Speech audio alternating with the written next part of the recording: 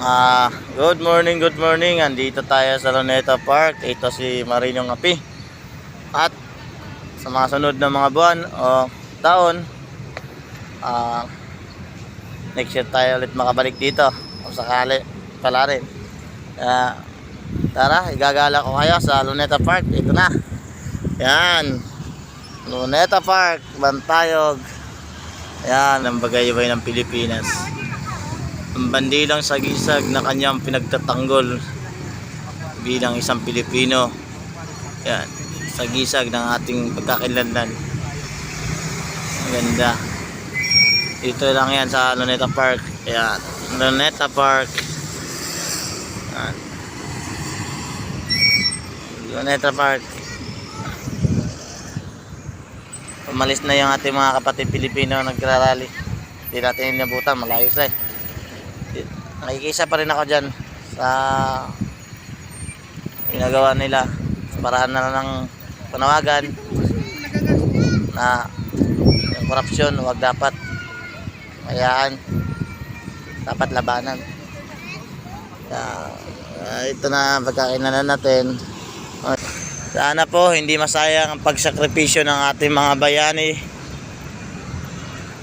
ang mga dumaan natin mga bayani, mga sundalo, uniform personnel, at sa mga bayaning nag-alay ng buhay sa kalayaan at labanan ng mananakop. Labanan ng mga mananakop. At ngayon, may bago tayong hamon. May bago tayong hamon sa mga kapwa natin Pilipino, ang supuin ng korupsyon sa bansa. Kaya, isakamay na natin sa mga main uniform, sa mga militar, sila ang magtatama dyan about dun sa korupsyon. Kaya siyempre hindi tayo makisaw-saw dyan kasi hindi naman tayo, wala tayo dyan kasi wala man tayo magagawa kundi sisigaw-sigaw na lang tayo o sa rally. Pero ang taong bayan ang higit na mas makapangyarihan sa bansang ito. Ang taong bayan ang dapat masunod at manaig. Yan. Ano?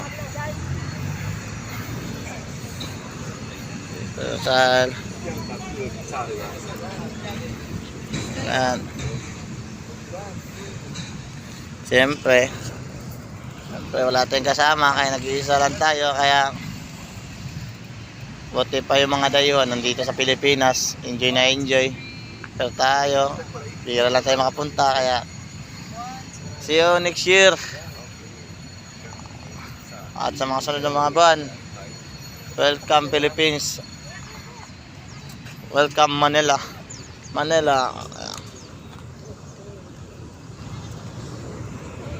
Thank you very much. Ito si Marinong Api. Good morning at good, mag-iingat kayo lagi.